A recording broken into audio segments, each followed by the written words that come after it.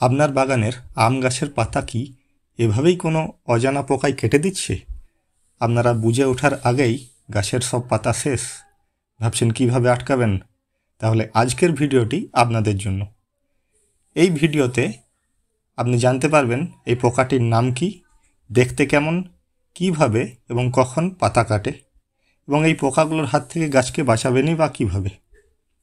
সমস্ত প্রশ্নের উত্তর রয়েছে আজকের ভিডিওতে। তো প্রথমে পোকাটির সম্পর্কে দু চার কথা জানা যাক। পোকাটার নাম হলো ডেপোরাস মার্জিনেটাস বা ম্যাঙ্গো লিভকাটার উইভেল। উইভেল অনেক ধরনের হয়, আপনারা নিশ্চয়ই দেখে থাকবেন পুরনো চালে বা ডালে ছোট কালো কালো সুরওয়ালা পোকা, যেটা চাল বা ডালকে একেবারে খেয়ে শেষ করে দেয়।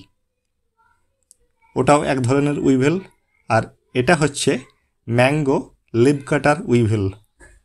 প্রথমে আম গাছের কচি পাতায় এরা ডিম পাড়ে। ডিম ফুটে এলে পাতাগুলো ঠিক এরকম দেখায়। ডিম ফুটে লার্ভা হওয়ার পর গাছের কচি পাতা খেয়ে লার্ভাগুলো মাটির ভিতর ঢুকে পড়ে তাদের শরীরের বাইরে মাটির একটা খোলক তৈরি করে, যেমন গুবরে পোকা গোবরের বল তৈরি করে এবং তার ভিতরে তার লার্ভাটা থাকে, সেই রকমই এই উইভেলও তাই করে। এই অবস্থায় এদেরকে পিউপা বলা হয়। পিউপাগুলো পরিণত হয়ে গেলে মাটির ডেলা ভেঙে বেরিয়ে আসে এবং আম গাছের কচি পাতায় স্ত্রী পোকাগুলো ডিম পাড়ে।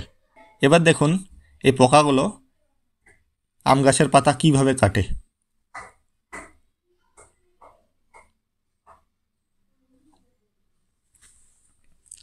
এইভাবে পাতা কাটতে কাটতে গাছ একেবারে পাতা শূন্য হয়ে যায়, আর গাছের পাতা না থাকলে গাছ খাবার তৈরি করবেই বা কীভাবে? তাই গাছও ধীরে ধীরে মারা যেতে থাকে। এবার দেখুন পূর্ণাঙ্গ পোকাগুলো ঠিক কেমন দেখতে হয়। এদেরকে নিয়ন্ত্রণ করা খুবই কঠিন যদি সঠিক সময়ে ওষুধ না দেওয়া যায়, কারণ এরা আমাদের চোখের আড়ালে নিজেদের কাজ করে। এরা কচি পাতা কাটা ছাড়াও কচি পাতার রসও খায়। পরিণত পাতাগুলো এরা কাটতে পারে না, তাই গাছে যখনই কচি পাতা বেরোবে শুরু থেকেই আমাদেরকে সাবধান থাকতে হবে। এবার আমি এর সমাধান নিয়ে আলোচনা করি। আমার হাতে যে ওষুধটি আপনারা দেখতে পাচ্ছেন, এর ভিডিও আমি আগেই করেছি, অনেক দিন আগে। এই ওষুধটির নাম হচ্ছে মিডা। এটি টাটা কোম্পানির বা নাগার্জুনা কোম্পানির পাওয়া যায় যে কোনো ওষুধের দোকানে, যেখানে গাছের ওষুধ পাওয়া যায়, বা নার্সারিতেও আপনারা পেয়ে যাবেন। এটি 50 ml আমার কাছে দাম নিয়েছিল 100 টাকা।